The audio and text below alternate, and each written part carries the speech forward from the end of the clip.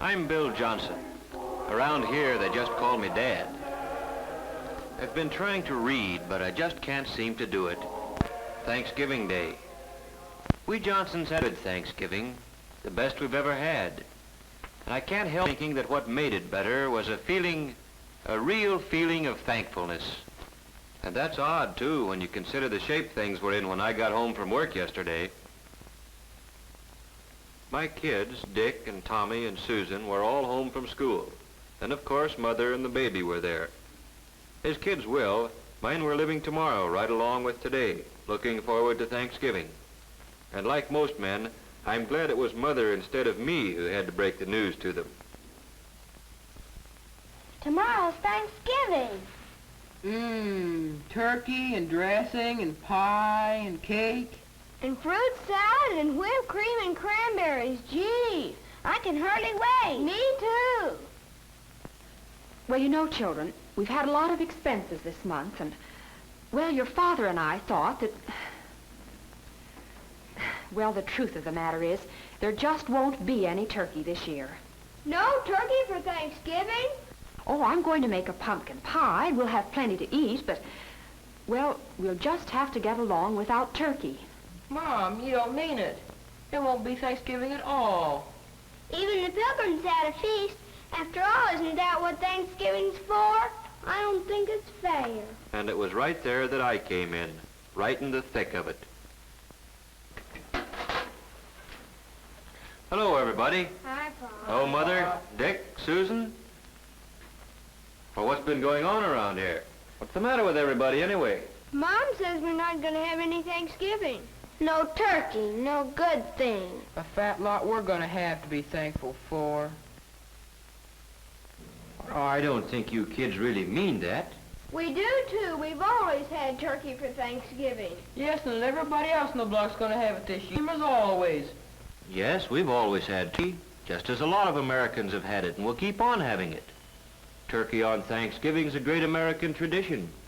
But what you kids are saying makes it sound as if the turkey's the only thing we had to be thankful for. Well, gee whiz, no, Dad. It's not that at all. Oh, I know, Dick. With turkey, it's easy to lose sight of what Thanksgiving really means.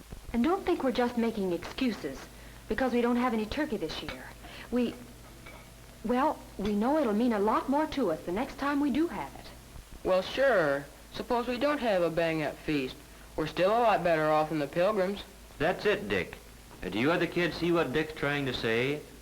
Turkey or no turkey, we've still got all the freedoms and privileges the Pilgrims gave us. And out of those privileges have come a lot of things.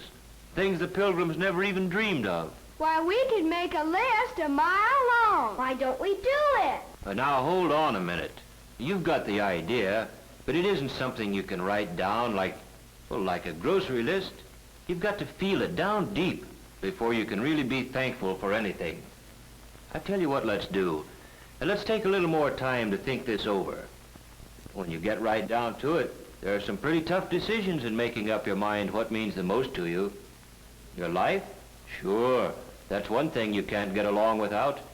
But do you know that there are some places in the world today where you have to get along without just about everything else? Golly, Daddy. I guess I kind of got carried away. But I'll bet you one thing.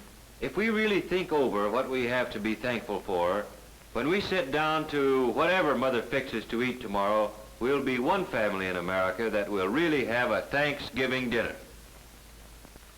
Well, that's how it got started.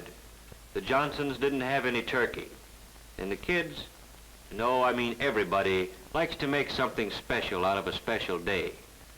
So we fell back on something as old as the Pilgrims, toting up the common, ordinary blessings that we had to be thankful for.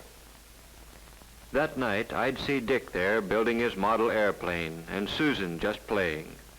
Only they weren't just playing. They were mulling things over, thinking big thoughts for such young heads.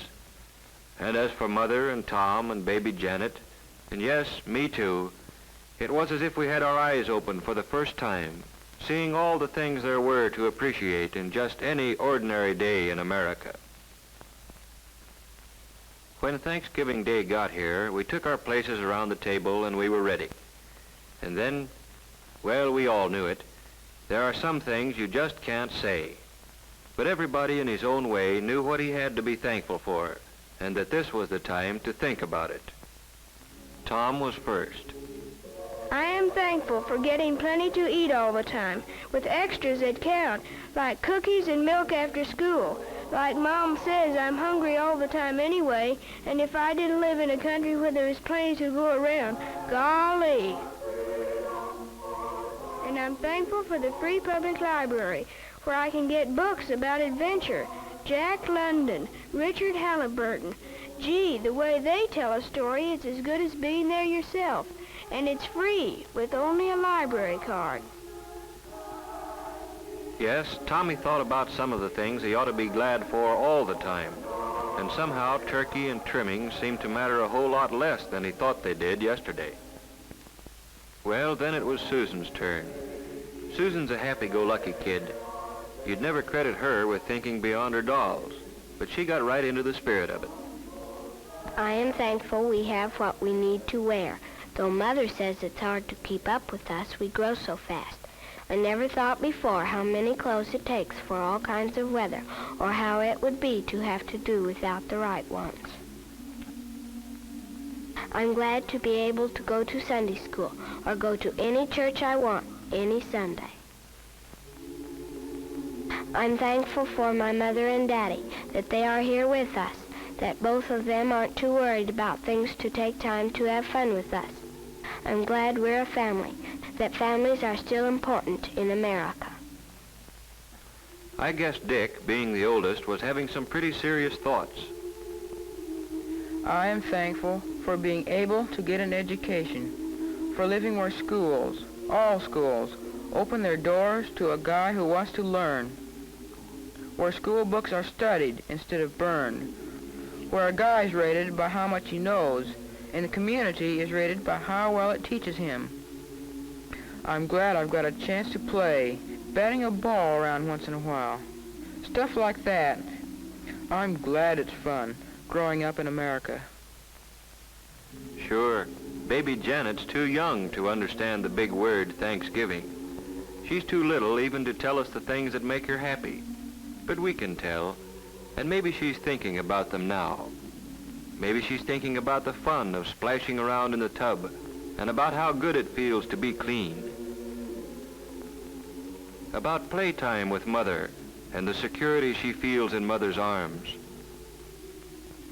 And as for Mother, seems she's always working, cooking, ironing, tending children, daylight to dark. What does she have to be thankful for?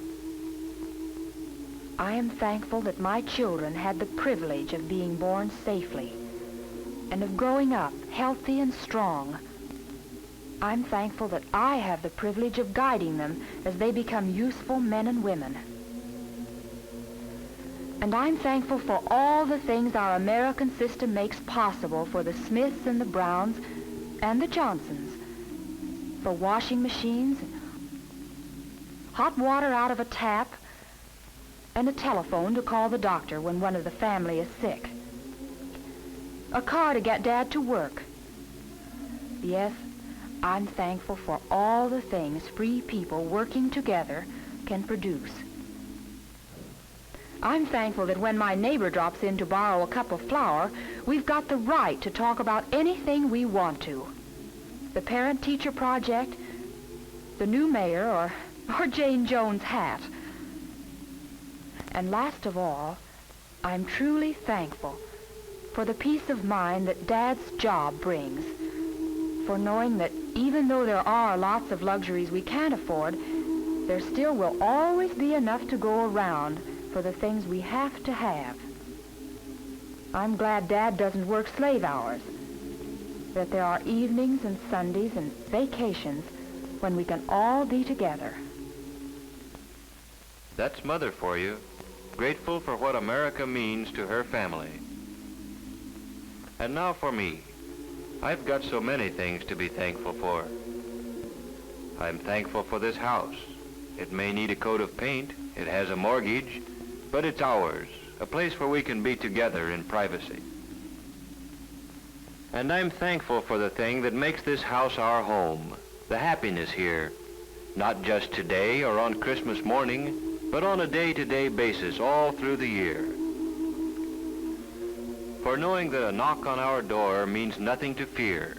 A friend calling, or maybe a bill collector, or a kid selling magazines. You never know what to expect.